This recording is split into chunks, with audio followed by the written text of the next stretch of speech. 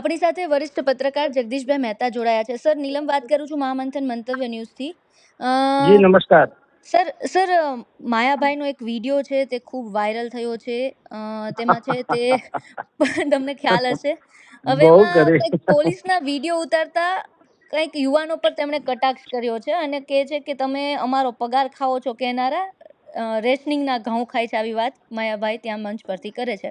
હવે સાહેબ, આ મુદ્દાને લઈને વિપક્ષના નેતાઓ છે તેમના પર નિશાન સાધી રહ્યા છે. કેટલાક સોશિયલ મીડિયા પર પણ ટ્રોલ કરી રહ્યા છે અને કહી રહ્યા છે કે ભાજપના રૂપિયાથી આ કલાકારોના મોઢા સીવાઈ ગયા છે. શું કહેશો સર?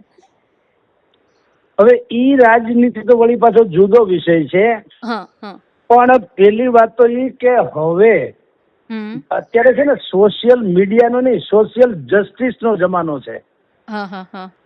સોશિયલ જસ્ટિસ, સામાજિક ન્યાય તાત્કાલિક મળી જાય. અદાલત કે FRI કે એ બધું કાંઈ નહીં, ક્યાંય જવાની જરૂર તમે ક્યાંય નહીં. એ સાચી વાત છે. જનતા પોતાની અદાલતમાં ચુકાદો કરી, આમ મારી દ્રષ્ટિએ તો વધારે ઓલો પણ છે, અસરકારક છે. એટલે જાહેર જીવનની વ્યક્તિઓ ચોખી તોડીને બોલવું જોઈએ. કારણ કે ન બોલેલા શબ્દોના તમે માલિક છો, બોલેલા શબ્દોના ગુલામ. માયાભાઈ આહિરને હમણાં ખબર નહીં કેમ બીજો ત્રીજો એવો એટેક છે. આમ જુઓ તો કરવા જાય કંસાર થઈ જાય થૂલી. અત્યારે શું પરિસ્થિતિ છે બેન, આમાં છે ને જે માયાભાઈએ અત્યારે બોલ્યા કે ભાઈ રેશનિંગના ઘઉં ખાવ છો, ટેક્સ ભરતા નથી, પોલીસને પ્રશ્ન કરો છો વગેરે, એના મૂળ મુદ્દા પર પછી જાઉં. પણ પેલી વાત કે કેટલીક એવી માન્યતા મોટા ભાગના લોકોને છે કે ટેક્સ માત્ર અમીરો અથવા તો પગારદારો કે માંડીને અમુક ઉદ્યોગપતિઓ કે વેપારીઓ જ ભરે છે. ગરીબ લોકો એમ કે મફતના ઘઉં ખાય રેશનિંગના, એટલે એ ટેક્સ શું કે ક્યાંથી ભરતા છે? આ ખોટી માન્યતા છે. આપની આમાં કેવી માન્યતા? દાખલા તરીકે બેન તમને કહું, ઝાડવા બધાય છે પણ આંકડાનું ઝાડવું છે ને, આંકડો આવે ને જેની માળા હનુમાનજીને ચડે છે, આંકડાના ફૂલની માળા હનુમાનજીને ચડાવવામાં આવે છે, ઈ આંકડાની વાત કરું. આંકડાનું ઝાડ રાતના તમને એવું જ લાગે કે 3-4 જણા આમ કુંડાળું વળીને બેઠા છે. ને તે ઝાડવા ઘણા છે, પણ તમે ગામમાં જે રહ્યા હોય ને એને ખબર છે કે આંકડાનું ઝાડ હોય ને દૂરથી એમ લાગે કે 3-4 જણા બુદ્ધિપૂર્વક ત્યાં બેઠા છે ગોઠણિયા પર. બીજું તમને કહું, આપણે ઘુવડને હંમેશા કહીએ છીએ કે આ તો હાવ ઘુવડ જેવો છે, એટલે ઘુવડને આમ જુઓ તો ખરાબ માનવામાં આવે આમ બોલી ચાલીની ભાષામાં, કે ભાઈ આને ક્યાં કઈ દેખાય છે, તો હાવ ઘુવડ જેવો છે, નથી કેતા. પણ ખબર નથી લોકોને ઘુવડ છે ને એ મહાલક્ષ્મીજીનું વાહન છે. એટલે કેટલીક એવી માન્યતા બેન આપણા મગજમાં ગરી ગઈ છે. એવી જ આવી માન્યતા છે કે ગરીબ લોકો ટેક્સ નથી ભરતા. જ્યારે કે સાવ સાચી અને અતિ અસરકારક રીતે કેવું હોય તો કહી શકાય, આ દેશના ખરા ટેક્સ પેયર તો ગરીબો જ છે. સૌથી મોટી સંખ્યામાં ગરીબ છે. હું તમને હમણાં દાખલા એના પુરાવા પણ આપીશ. જી સર. પણ મોટા ભાગે ટેક્સ નું રેવન્યુ જે સરકાર પોતાની જાતને એમ કે છે તો અમીરો પાસેથી નહીં, અમીરોની ટેક્સ ચોરીના અનેકો દાખલા ઇતિહાસના દર્જ છે. એટલે ગરીબો કર દાતા છે, અમીરો છે. લોકો પોતાની આવકમાંથી બને એટલું છુપાવી અને ફરજિયાત દેવું પડે તો ટેક્સ દે છે. એટલે માયાભાઈ નું આ છે સરાસર ગલત અને ગલત ફેમી ભાવી છે. માયાભાઈ ને પછી રિયલાઇઝ થયું છે, એટલા માટે નહીં કે બધા એને ટ્રોલ કર્યા હોય, ટ્રોલ કર્યા એટલે નહીં, પણ એને કોકને જો ડાયા માણસને કોકને પૂછ્યું હોત તો સ્વાભાવિક જ લોકો કહેત કે ભાઈ તમારી એક માન્યતા છે ગરીબ લોકો રેશનિંગ નું અનાજ ખાય છે એટલે એ મફત નથી ખાતા. કારણ કે બેન, હું અને તમે આપણે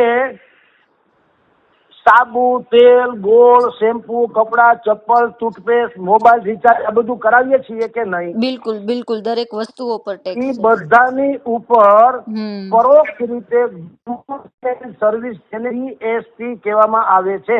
જી જી જી સર. આપણે એ બધા ભરીએ જ છીએ. બિલકુલ. આપણે એટલે ગરીબમાં ગરીબ માણસ પણ ભરે છે. સાબુ એની કિંમત 5 રૂપિયા હોય, બજારમાં હું ને તમે 21 લઈએ, એ 5 અને 21 વચ્ચેનો જે ગાળો છે એ બધા જ પ્રકારના ટેક્સીસ છે એમ તો ચાલે. બિલકુલ બિલકુલ સર. પેટ્રોલ ડીઝલ આપણને 60 રૂપિયા લીટર મળવું જોઈએ, એ 90-95 રૂપિયા મળે છે, કારણ કે ટેક્સ. બિલકુલ. એટલે કોણ કે છે કે ગરીબ ટેક્સ નથી ભરતા? જુઓ, આપણા ગરીબ માણસો જેને આ લોકો કહે છે, એ લોકોની યોગદાન ટેક્સમાં એવું છે બેન, જેને GDP કહેવાય ને, ગ્રોસ ડોમેસ્ટિક પ્રોડક્ટ. જી જી જી. એ GDP માં આપણું અત્યારે GDP આ જે ટેક્સ ના લોકો ભરે છે ને પૈસામાં 11.75% જેવું છે. ટોટલી GDP એમાં 6% જેવું છે ને ઇન્કમ ટેક્સ થી આવે છે. સાંભળજો, 11-12% મેં જે તમને GDP આપણો કીધા, એમાં 6% જે ઇન્કમ ટેક્સ થી આવે છે, એ ઇન્કમ ટેક્સ 6% કોના છે ખબર છે? ખાલી આ કંપનીઓના જે નફાના હોય ને, કોર્પોરેટ ટેક્સ જેને કહેવામાં આવે છે, ઈ. જી જી. બાકીના બધા જે છે એ GST, એક્સાઇઝ ડ્યુટી અને કસ્ટમ્સ ડ્યુટી, જે વસ્તુઓ અને સેવાઓ ઉપર લેવામાં આવે છે, એ GST. જી જી. ગુજરાતના અર્થશાસ્ત્રી એટલે નામાંકિત અર્થશાસ્ત્રી ડોક્ટર હેમંત કુમાર શાહ, એને પણ આ વાત કરી જ છે. હું એને જરા વિસ્તૃત રીતે કહું કે આપની જાણ ખાતર, ગરીબ લોકો, ભારતના ગરીબ લોકો જેટલો ટેક્સ કોઈ ભરતું નથી. પણ એ હકીકત છે બેન. માયાભાઈ તો ઠીક, ભલા વિવેચકો જે છે, રાજકીય થી માંડીને અર્થશાસ્ત્ર, એ બધાએ આ ધ્યાન રાખવા જેવી બાબત છે. કઈ રીતે હું તમને કહું, જે લોકો અભ્યાસુ છે અર્થશાસ્ત્ર થી માંડીને બધાના, એને હું કહું કે તમે યાદ કરજો કે Delhi school of economics and world equality lab, એનો એક અહેવાલ છે. ઈ અહેવાલમાં સ્પષ્ટપણે લખ્યું કે ટોચના ધનિકો જે આપણા દેશના છે, એની ટોટલ આવકની 80% આવક છુપાવી દે છે અને 20% નો જ ટેક્સ ભરે છે. પછી ફોર્બ્સ ઇન્ડિયા, બહુ જાણીતી સર્વે કરનારી સંસ્થા છે, એને કીધું ભારતના 100 અબજોપતિની કુલ સંપત્તિ સામે એની આવક, ઈ લોકો પોતાની આવક માત્ર 1% જ દર્શાવે છે. તો આપણે વાત એ બેન કરતા હતા કે દેશના ધનિક લોકો જે છે, ભયંકર ધનિક, એ લોકો પોતાની આવકનો 1% હિસ્સો જ ટેક્સમાં દર્શાવે છે. 90% જેટલો હિસ્સો એ જે છે ટેક્સ રિટર્નમાં બતાડતા નથી, બુદ્ધિપૂર્વક છુપાવે છે. ક્યાં? શેલ કંપનીઓ બનાવી અને વિદેશમાં કેમેન આઇસલેન્ડ, પનામા, મોરેશિયસ વગેરે જગ્યાએ ત્યાં રોકાણ કરે છે. મેં એટલે વચ્ચે એમ કીધેલું કે બાબા રામદેવ થી માંડીને વડાપ્રધાન નરેન્દ્ર મોદીએ જે વાત કરી હતી કે ભાઈ ટેક્સ હેવન જેવા દેશો જે છે, એટલે કે જ્યાં કાળું નાણું દુનિયાભરનું છુપાવવામાં આવે છે, એ દેશોમાં ભારતના ઉદ્યોગપતિઓના એટલા પૈસા છે કે જો એ બધા જ પૈસા પાછા લાવવામાં ભારત સરકાર સફળ થાય તો દેશના દરેક નાગરિકના ખાતામાં 15 લાખ આવી શકે. આટલી મોટી રકમ તમે વિચાર કરો, 140 કરોડ લોકો, એને ગુણ્યા 15 લાખ, કેટલી રકમ થઈ? કેલ્ક્યુલેટર ની સ્ક્રીન ફાટી પડે, એ તૂટી પડે. પણ મૂળ વાત એ છે કે એમાં જો ને તો છે, એ સમજ્યા વગર વિપક્ષો આ પકડી લીધું અને દર વખત માછલા ધોતા ફરે છે કે ક્યાં ગયા બાબા રામદેવ, 15 લાખ રૂપિયા ક્યાં ગયા અમારા? એમ નથી. એમાં એમ હતું કે જો આ કાળું નાણું કાઢવામાં ભારત સરકાર સફળ થાય તો જે નથી થયું એન કેન પ્રકારેણ ઈ જુદી ઘટના છે. આપણે આપણી વાત ઉપર આવીએ. મૂળ વાત હું ઈ કહું છું કે માયાભાઈએ જે કીધું કે ટેક્સ આ લોકો ગરીબ લોકો રેશનિંગના ઘઉં ખાય છે અને ટેક્સ નથી ભરતા, તો ઈ એની ભૂલ એટલા માટે કહું. આપણે ઈ વાત તરફ જ આવીએ, ઓલું બધું જવા દઈએ કે દેશનો ખરો કરદાતા ગરીબ છે ને ઈ લોકો જ છે. આપણે લોકો પૂરેપૂરો ટેક્સ ભરીએ છીએ કારણ કે ગરીબ લોકો પોતાની કમાણીનો સૌથી મોટો હિસ્સો રોજિંદી જરૂરિયાત પાછળ જ ખર્ચે છે. એટલે કે સાબુ, તેલ, ગોળ, શેમ્પુ, કપડા, ચપ્પલ, મેં કીધું ટૂથપેસ્ટ વગેરે જે આપણે જીવન જરૂરિયાતની વસ્તુઓ પાછળ આપણે સૌથી મોટો હિસ્સો ખર્ચીએ છીએ. અને એ બધા જ માં પરોક્ષ સ્ટેપ જીએસટી ના જે કહેવાય છે, excise duty, custom duty, GST વગેરે વગેરે, એ બધા એમાં ટેક્સ લાગેલા હોય છે. એટલે આપની જાણ ખાતર કે એમ કેવું કે ગરીબ લોકો જે છે ટેક્સ તો ભરવો નથી, મફતના ઘઉં ખાવા, જો મફતના ઘઉં ખાય છે ઈ પણ કોઈ દયા ધર્મની વાત નથી. સરકારની ફરજ છે કે તમે એટલા માટે તમને ત્યાં બેસાડ્યા છે કે તમે રોટી, કપડા ને મકાન દરેકને પૂરા પાડો.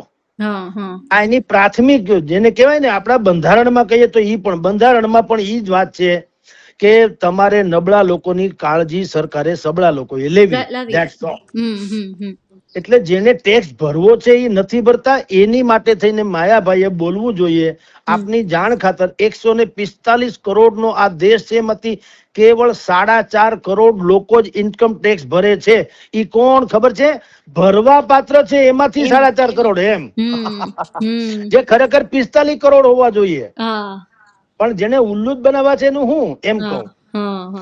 ગ્લોબલ ફાઇનાન્સ ઇન્ટેગ્રિટી એટલે GFT નામની એક સંસ્થા છે, એને સર્વે કરીને કીધું કે ખાનગી ક્ષેત્રના જેટલા ધનિકો છે, એટલે અદાણી અંબાણી એમ, આ તો દાખલો આપું છું, ખાનગી ક્ષેત્રના જેટલા ધનિકો છે એ આયાત નિકાસના ખોટા બિલ બનાવી અબજો રૂપિયા બહારના દેશમાં ધકેલી દે છે. બોલો, ખરા ટેક્સ આ છે આયાત નિકાસના, એટલે શું? ઇમ્પોર્ટ એક્સપોર્ટના ખોટા બિલ. હમણાં જે જીએસટી માં ભાવનગર પંથકમાં ખોટા બિલ, ગોંડલ પંથકમાં 100 કરોડના ખોટા બિલ પકડાણા હતા, ભાવનગરમાં તો હજારો કરોડના ખોટા બિલ પકડાણા. ખબર જીએસટી ના?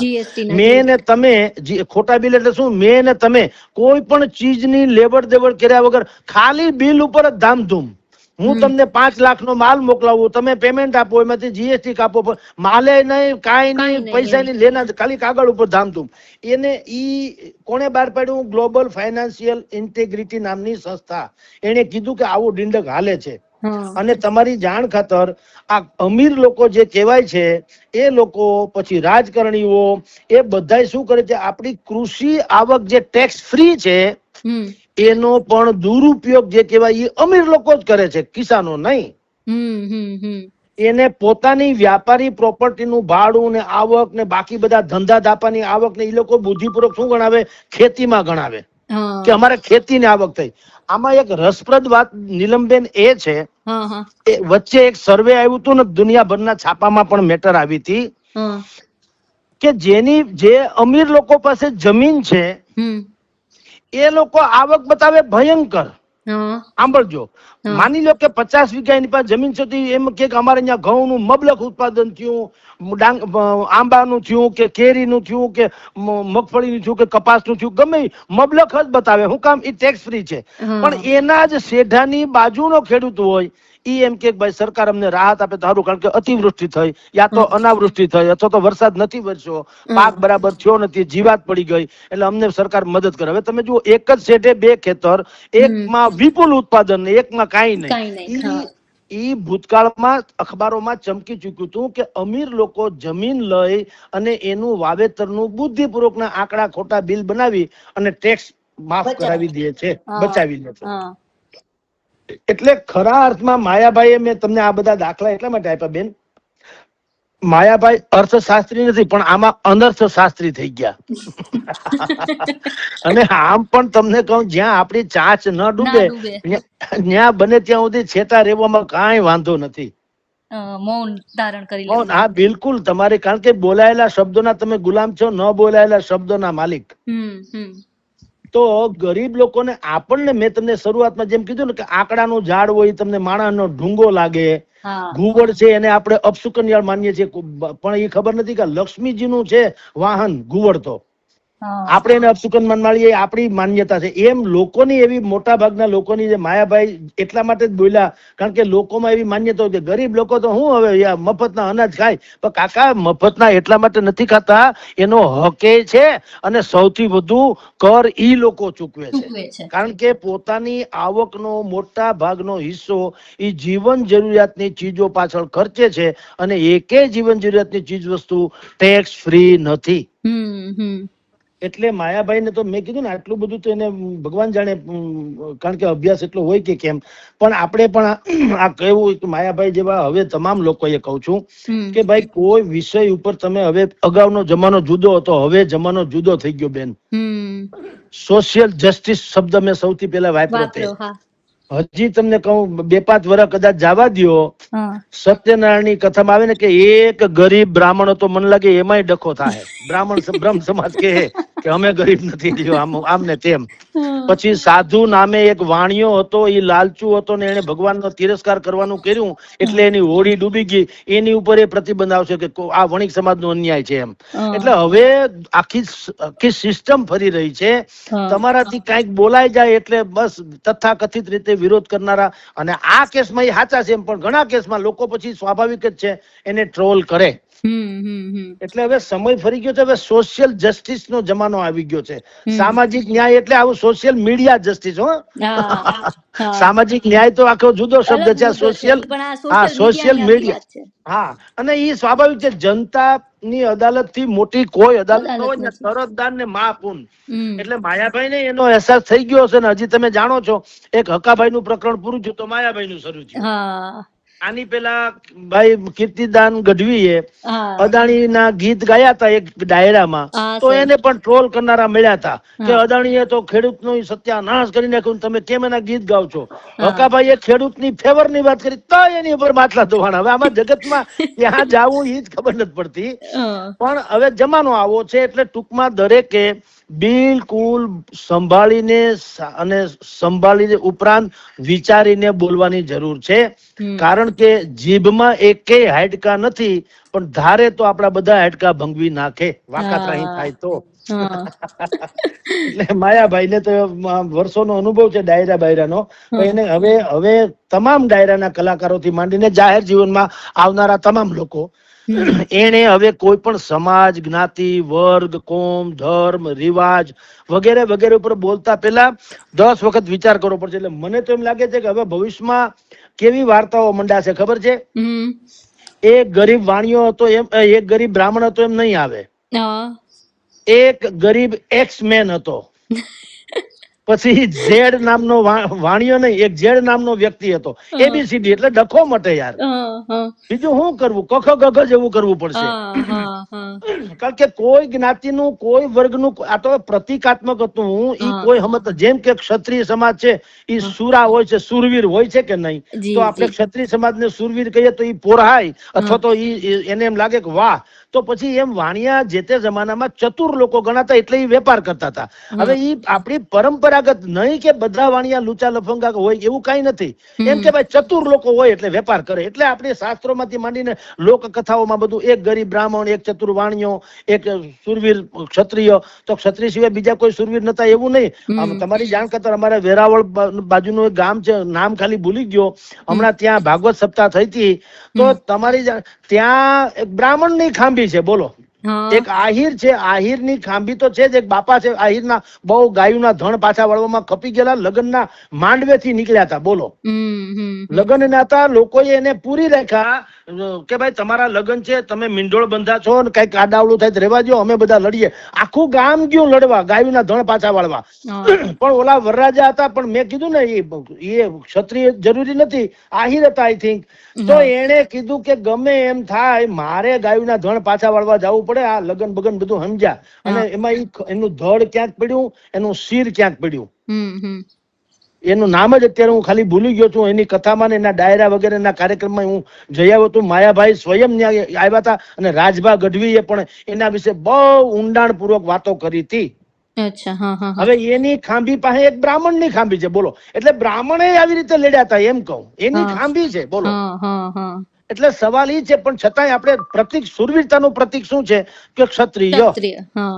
એવી રીતે ગરીબ બ્રાહ્મણ એટલે વિદ્યાનો વેપાર નતા કરતા ને, એટલે ગરીબ હતા. ગરીબ એટલે બીજાના આશરે જીવનારો, તમે દાન આપો એ લેનારો, ભાવ નહીં કરનારો, એટલે ગરીબ બ્રાહ્મણ. વિદ્યા વાચસ્પતિ, વિદ્યા વેચવી નહીં, વિદ્યાને વહેંચવી, વિદ્યાનો વિસ્તાર કરવો, વેપાર ન કરવો, એટલે બ્રાહ્મણ ગરીબ હતા. એવી આપણી કથાઓ છે. પણ હવે મેં કીધું માયા, હવે તો કોઈ બ્રાહ્મણ સત્યનારાયણની કથા કરવા જાય અને એમ કે ગરીબ બ્રાહ્મણ, તો સંભવ છે કે કોઈ બ્રહ્મ સમાજનું મંડળ એમ કે છે કે હવે આ શબ્દ ઉપર અમને વાંધો છે, સાધુ નામે વાણીઓ લોભી છે એની પર વાંધો છે. એટલે હવે તો મેં કીધું ને, કા ક ખ ગ ઘ અને કા ABCD થી Z સુધી એવું કરવું પડશે કે એક Z નામનો માણસ ગરીબ હતો, બીજું શું થાય.